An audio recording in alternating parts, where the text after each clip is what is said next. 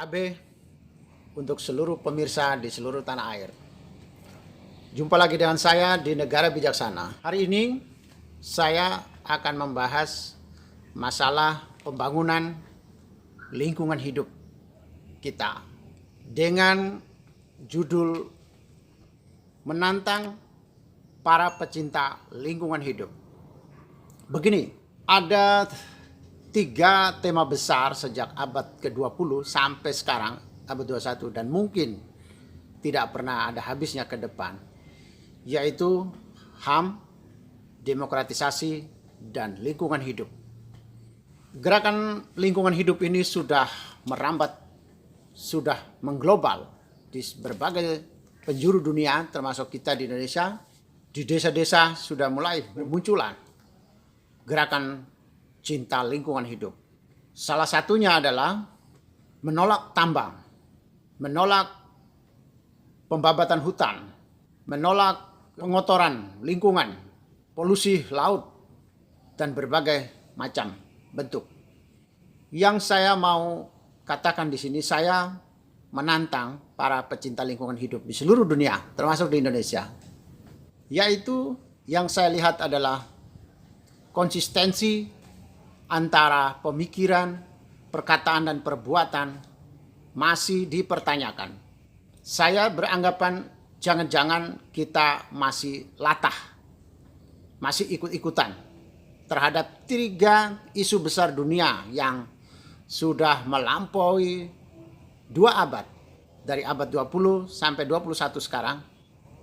Sehingga saya khawatir jika orang tidak berada pada 3 isu ini, dianggap bukan manusia global. Seberapa komitmenkah para pecinta lingkungan hidup ketika mereka berteriak lingkungan hidup, berteriak anti tambang, berteriak pembabatan hutan? Seberapa besar komitmen mereka atau komitmen teman-teman terhadap lingkungan hidup, antara perkataan, perbuatan, di mana ketemunya? Suara lantang di mana-mana, spanduk membentang di mana-mana, iklan membentang di mana-mana sudah saya saksikan.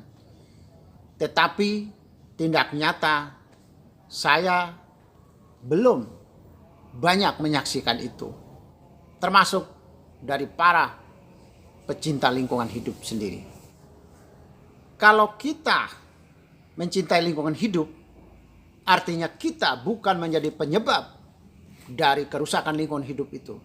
Kalau kita mengkritik pihak yang merusak lingkungan hidup, kita bukan perusak lingkungan hidup. Saya katakan ini karena seberapa besar atau mana bukti pelaksanaan hidup sehari-hari para pecinta lingkungan terhadap apa yang mereka teriak, apa yang mereka anti. Kita lihat di Indonesia, orang boleh berteriak anti tambang, tetapi apakah pernah ada berita para pecinta lingkungan hidup yang anti tambang tidak menggunakan barang tambang, tambang aspal? Apakah para pecinta lingkungan tidak lewat aspal?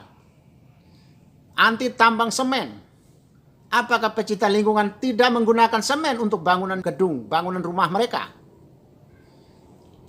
Cinta udara bersih, apakah para pecinta lingkungan tidak menggunakan sepeda motor atau mobil yang mengeluarkan asap? Jadi banyak hal yang kontradiksi.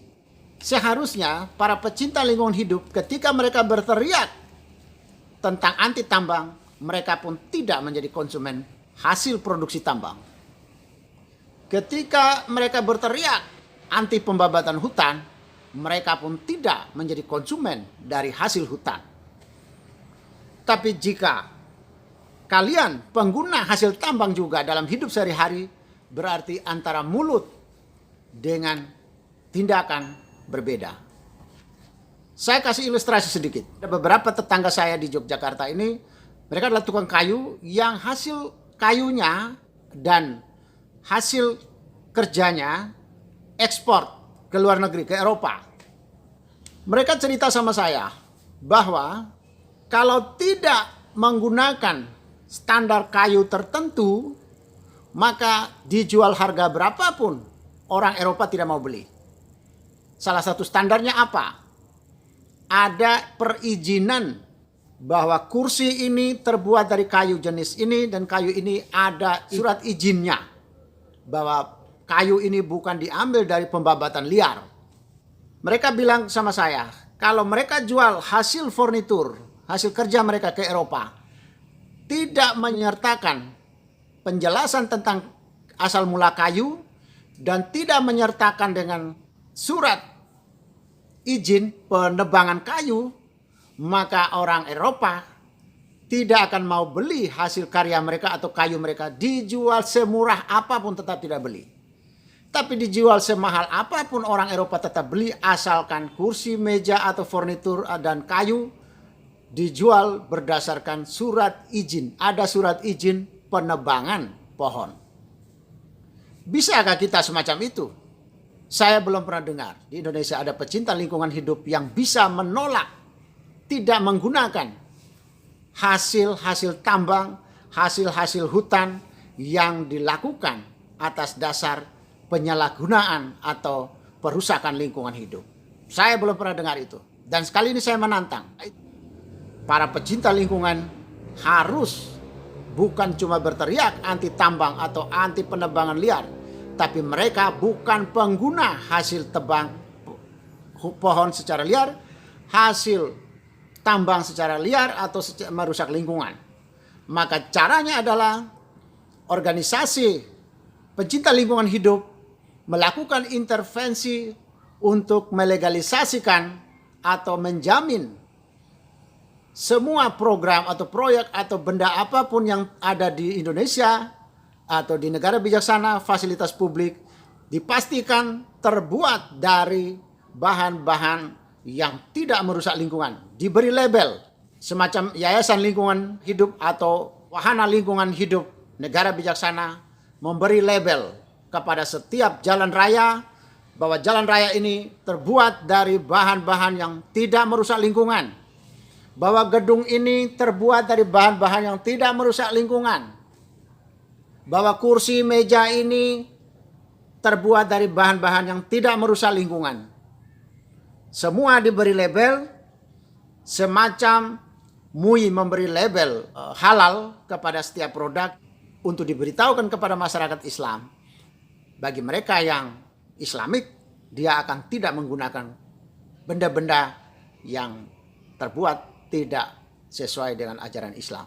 Begitu pula dengan benda-benda atau fasilitas publik yang terbuat dari benda dan cara kerja yang merusak lingkungan, wahana lingkungan hidup, yayasan lingkungan hidup harus memberi label, penjelasan kepada masyarakat, diberi label ya, bahwa jalan ini dibangun dengan merusak lingkungan hidup.